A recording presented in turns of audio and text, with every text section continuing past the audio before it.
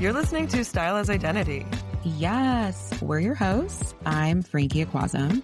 And I'm Lola Quintero. So, is starting a brand on your vision board? Or do you just love fashion and want us to talk nerdy to you? Either way, we got you. Join us as we get into aspects of the trade that you might not find online. We're uncovering truths from the founders and designers daring to build within their vision and values. These brands, they're shifting our understanding of the style status quo. And the more time we spend with them, the more we expect from what we wear and the brands that sell them. So, we're glad you're here. Let's do this. Okay. Hello, everyone. We are so excited to have Akua Shabaka with us today from House of Aama. So House of Aama was established in 2015, and the powerful mother and daughter duo, Akua, who's here with us today, and her mom, Rebecca Henry, started the brand. It's made to order, 100% made in Los Angeles. And in their fabulous words, they're artisanal treasures that tell a unique story. Timeless garments woven with nostalgic references informed by historical research, archival analysis, and storytelling. And something that I recognized right away is just how core the Black experience and Black expression is to a lot of what this powerful brand creates. So we're going to get into a lot of that, but going to firstly warmly welcome Akua. Thank you for joining us. It is so good to have you. Hi. Hello. Good morning. Thank you for having me. I'm really excited for this. Yeah, me too. Okay, so House of Aama is 10 years strong and counting. We love a 10-year-old brand because the first 5 are like the messiest things in the world and what a roller coaster. And the second 5 are still messy as hell, but it's just like such an evolution of what these look like. And so 10 years strong, your brand has expanded and experimented while cultivating such a rich, unwavering identity. What were the starting seeds of your brand when you and your mom said, hey, should we be business owners together and build this? Yeah, totally. We started the brand actually when I was in high school. We always say like the seeds were sowing in 2013. This is when I was in high school here in Los Angeles. And at the time, there was a lot of people in my life that were creatives, including me. Instagram had begun, Tumblr had just started, and people were creating things or making music on SoundCloud and vending at shows. The energy of LA in that way really pushed me to think outside the box, to couple that with really seeing what were the tangible things in my life. My mother, when she would come home, would sew and quilt and make different pieces. And this was something that always was a thing growing up. The women in my family specifically all sewed or had a handicraft.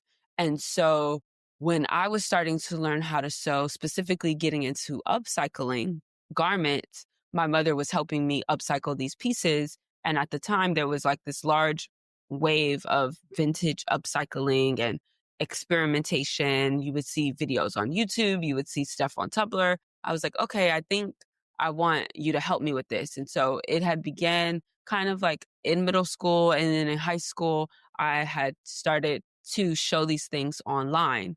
And in showing these things online, I looked to my mom and I was like, I think that we should make an Etsy shop, because we were really into vintage clothing. I was really into the idea of like reselling vintage clothing, upcycling vintage clothing. And so that's initially how House of Aama started. Okay, this is something that we enjoy doing together. This is something that I feel is a part of the energy of my generation. When we began the Etsy shop, we quickly realized that we wanted to take a stab at making more clothing in addition to the upcycle garments, in addition to the vintage pieces that we had on the shop. And so we came out with this collection called Urban Nomad. This collection, we used primarily a lot of wax fabrics. It was this idea of what the modern day young person looked like or identified with a cultural background. And we came out with that collection. We shot it in my living room and we launched it on the website. And that was the first time we decided to make a website in addition to the Etsy shop. And that was still in high school. And we kind of just took off from there. We were like vending shows. We would have different opportunities to make pieces for like college students and like their organizations. We would do pop ups.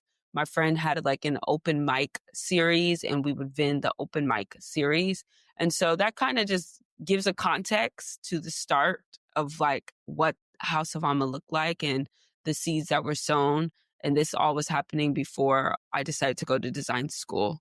Man, when I was in high school, I was on the swim team. But no, actually, I had a side like fashiony thing called Found and Lolified, where I would like alter existing clothes and vintage clothes. But I mean, hearing you just keep taking it further and further and experimenting and really just continuing to pursue that exploration and leveling it up over the years in high school, which is profound. That's really incredible that you kept embracing the next versions of it. Thank you. Yeah, I don't think I had ever thought about that as the process, but you're right. I think every step of the way I allowed Amma to evolve into the next thing that it needed to exist as. And yeah, it's like a flow for sure. I am curious, like, how you and your mom evolved with it. Like, what are the ways in which you feel like as it evolved, you did too? It's so funny because obviously I think about it now from my perspective and looking at like the past 10 years and how things have evolved and the way that we've positioned ourselves in the brand and the things that we handle. And I think one thing that I could say that has we learned about ourselves and that evolved through the time is what actually was inspiring us and what was encouraging us. Specifically for my mother, I mean, my mother is and was a working attorney. And so when she would come home, she would just sew and she would quilt. And these are the things that were relaxing for her. And so obviously, as we decided to make it a business, and especially in the beginning, we were making everything in my mother's living room. Even looking at that in terms of how you go from something that is just a personal project for you to something now that has more of a demand and has more of you having to think about yourself as not only the creative, but also the business person and all those things. And I think for myself, I feel like I was able to grow into how I think about storytelling and how I think about the different aspects of the business. I think one of the interesting things about being an entrepreneur is like you tackle all these different parts. And so I feel like early on, because I was just excited, I would handle all the different parts of the business. And I also had to.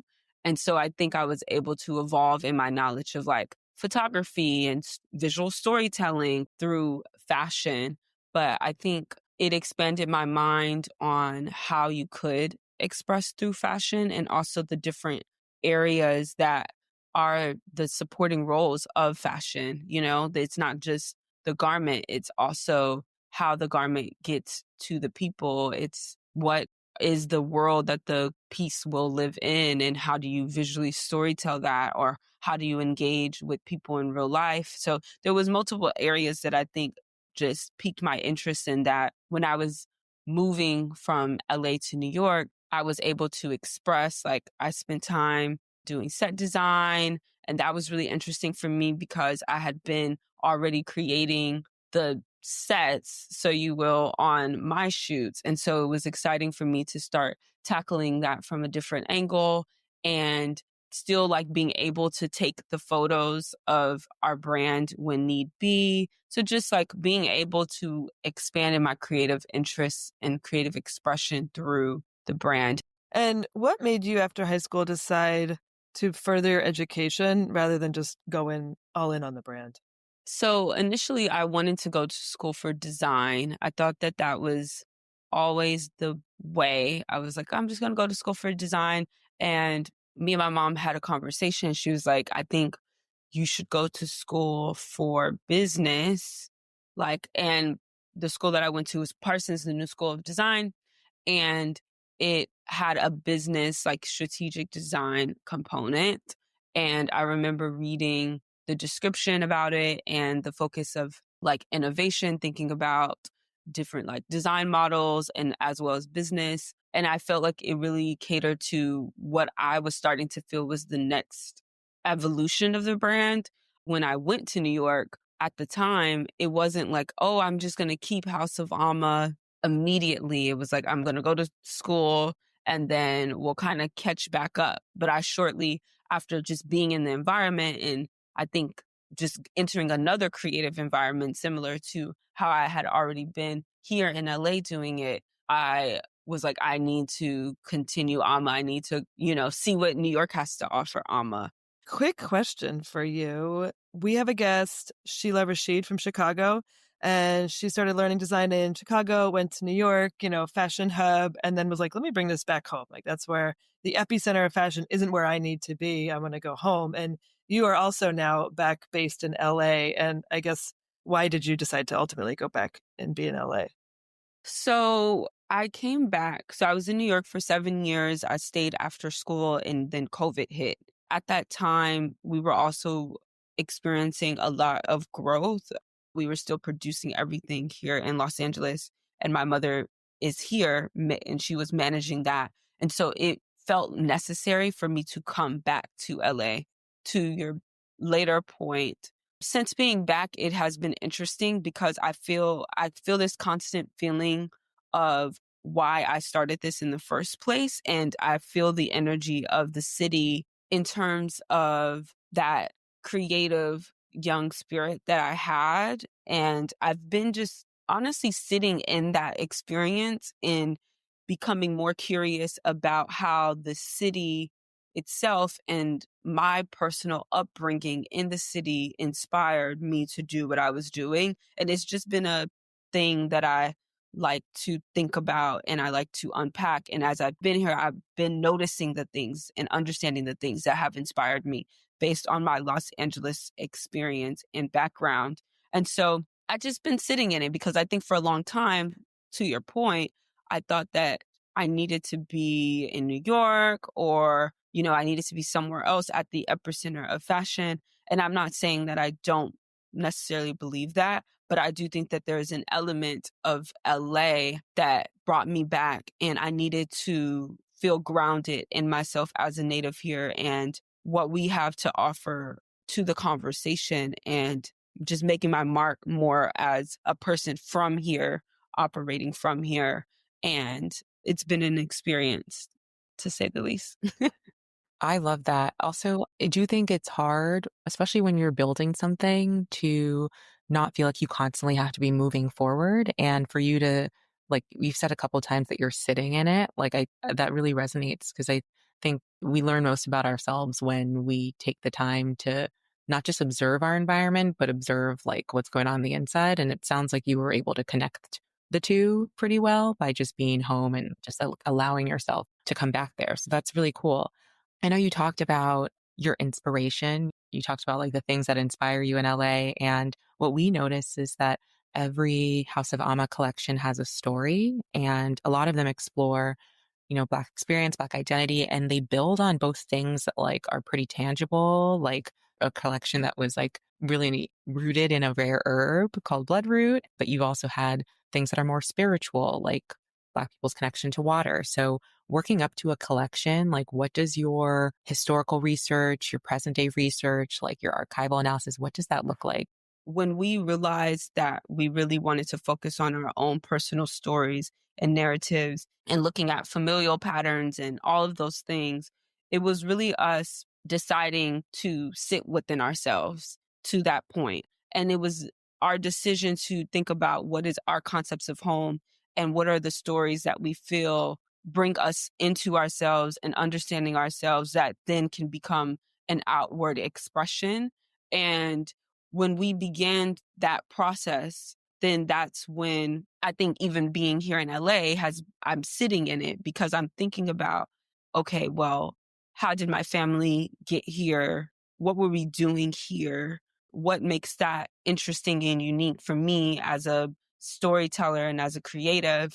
And really just taking a moment in time to look at what makes me today, just taking that into context in terms of the collection. So for us, once we decided that that is how we wanted to have our creative output and felt easy for us, each collection, it's almost like, okay, well, what world can we build? What, story was in our childhood, or what was an herb that you took from your grandmother? I mean, because me and my mother have such a personal relationship, and culture and identity and heritage was so important in the home and was something that was discussed and analyzed. It's something that I feel like we already had almost like a well of information and knowledge about certain things or things to discuss because it's something that we share of a common interest.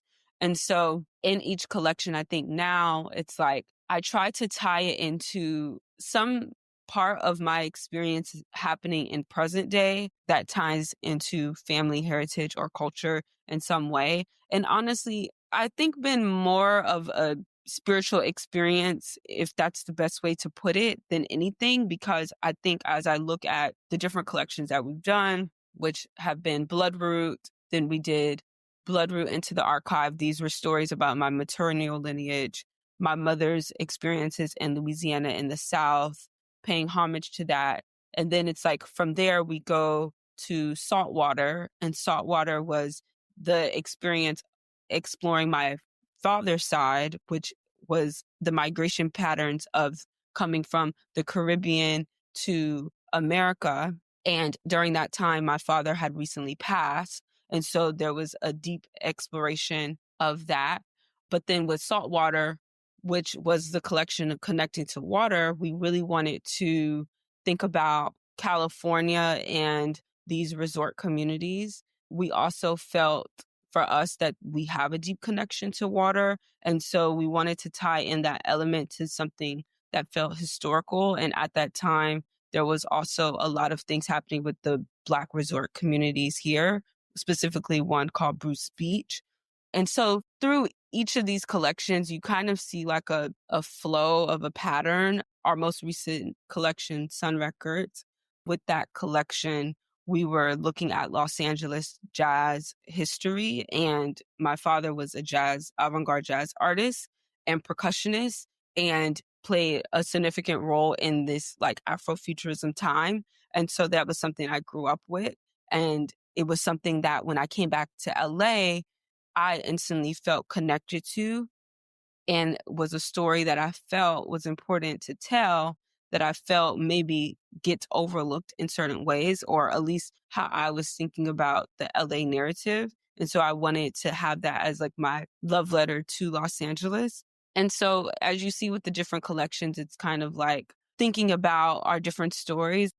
It makes a lot of sense. And I write, and I always think of world building as something that needs to happen outside of myself. But you talked about like how like by exploring yourself, you're able to turn or exploring like your own heritage, like who you are, things that are meaningful to, and shared between you and your mother or just you, like you're able to build those into worlds. And I think that's a really cool concept. I always respect people where I'm like, you clearly created something that is so true to you. And so I don't know, it definitely is inspiring me to look within more when I write, because I think I'm always trying to like create new things that feel unfamiliar. But I think there's a lot of beauty and benefit to both. Yeah, I felt that. I feel like it is hard to focus within because I think in so many ways, even culturally, we've been told that we have to focus on the outside first and the external experience and the external, even spiritual experience. And so by the time you get to self, it can feel like a very unknown, uncharted territory. And I think that it has been an experience. I mean, one of the things that feels so deeply personal with Amma is that with all of these stories, especially the ones in my most recent collection years having to do with my father, I mean, that was a very personal time that I was having to have out for the world.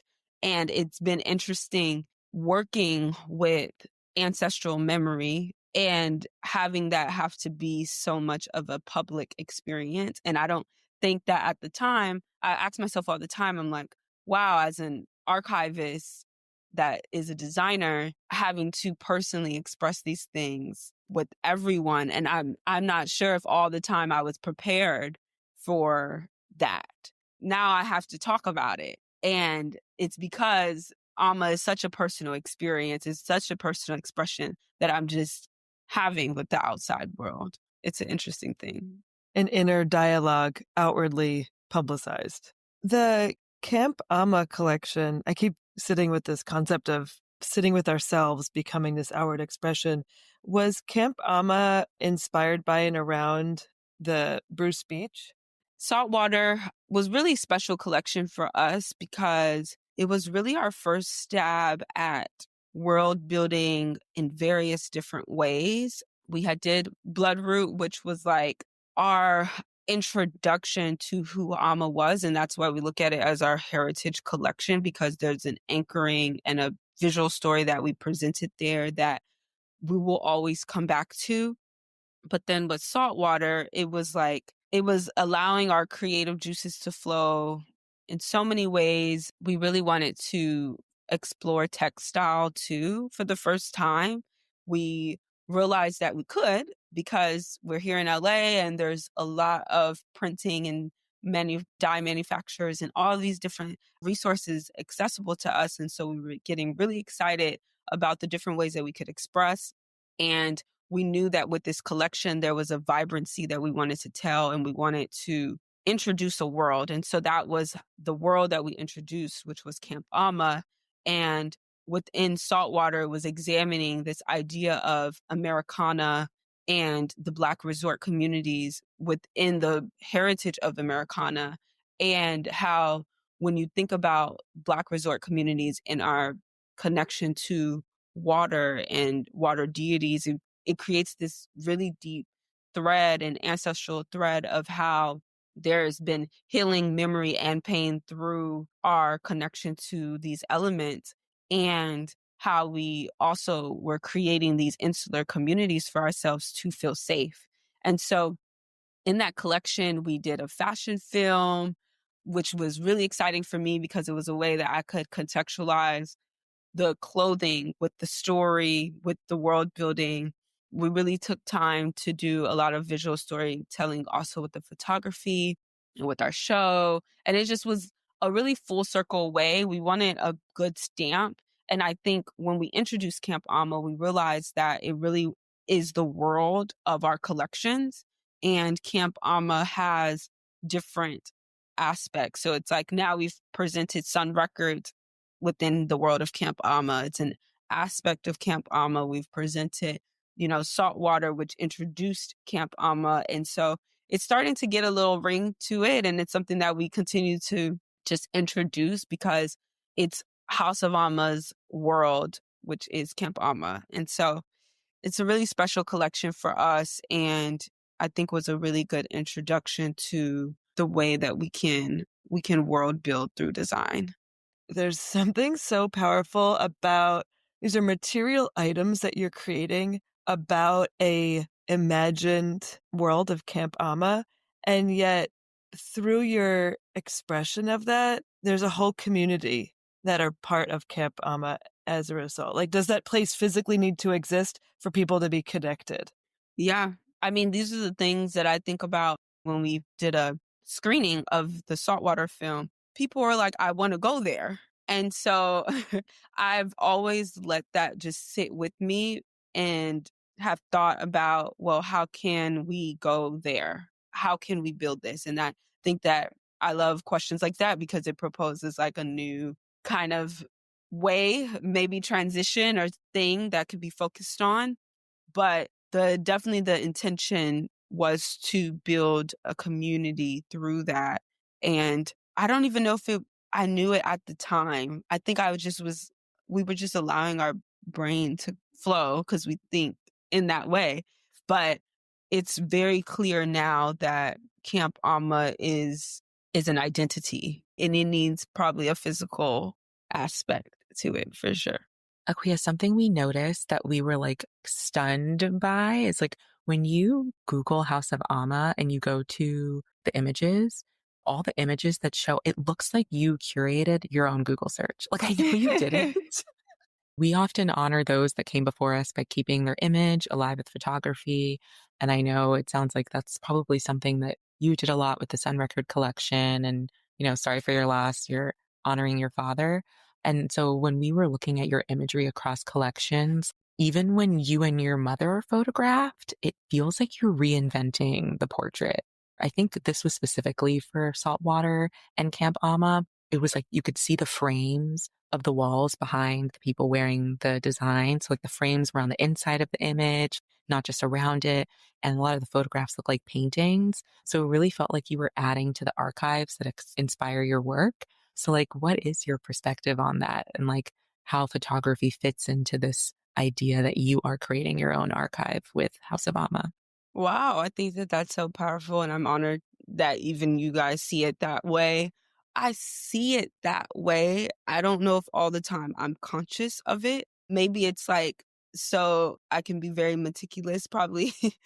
And I'm probably annoying to some people that I work with where I'm like, it has to be this way, but it's because it's how I feel and is what I think is in the world. Like, I probably kill people with this, but it's like, I'm like, it's the world, it's the story, it's the character. So I think there is this level of consistency because I know that it's coming from a place. And wherever this place is, let's say it is Camp Aama, whether it's spirit or whatever, there is a vision and there is something that I'm being told and I want to see it this way. And I think to your point, then there is this continuing of the archive because a lot of times, I mean, technically, I am inspired by vintage photography. I'm inspired by these images that you see of people from these earlier time periods and how they either were placed in the photo and this was their actual experience, or this was a stage experience that they were having.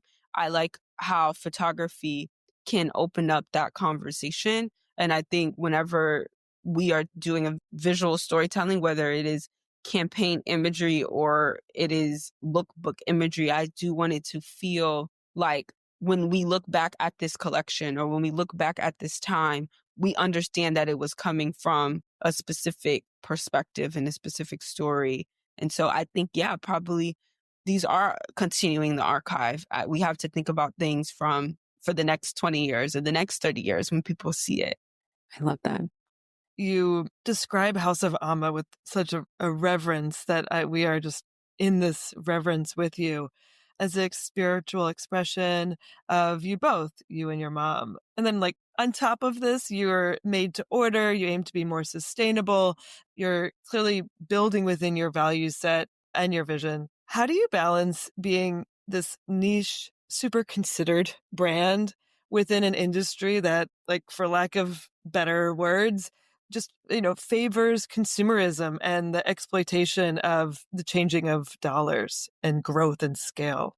What I feel is so important and I love is that no matter what, we will have to lean in to the authenticity of who we are because this is how we tell the story. I mean, offline or off camera or what has not been shown, we have tried, doing things without the backing of how we tell the story or the way that we want to express or the spirit that's backing us. And it doesn't work for us. And so we know that this is the only way. And I think that that allows for us to stick to an element of the authenticity that goes against probably just the modern day consumerism or modern day push of the industry and to growth in a way that could feel unnatural or not sustainable. So that's just like something that I think is important that we'll continue to have because it's what we know. But I think that something that we've learned is like House of Aama is a business. It's not just an art project. And being forced to understand that because at the end of the day, you have to make a living. And because this has become our chosen way and there's no, like, I don't have a backing or a trust fund or something that I can just be freely doing Amma without the consideration of my survival, there has been a lot of things that we have to consider that push you into the conversation of what does consumerism look like for a business that wants to still be sustainable and wants to still be authentic in the way that they express, while also having to reach certain milestones for the survival of the company and the people that they're supporting. And I just think it's always a tricky conversation. I mean, I think for us, we know that when we're asked to do a project, it needs to be still with the consideration of how we create. And because of how we create, we can't just export a bunch of things. Like, we have to sit within ourselves. I think the industry does push you to try to grow fast. But I've also seen, and I'm thankful that I have some years in the business now to see that when you're pushed to grow fast, you usually are left with nothing, right? Or like if you get all of these large grants or rewards and then they tell you like, oh, you have to do a show.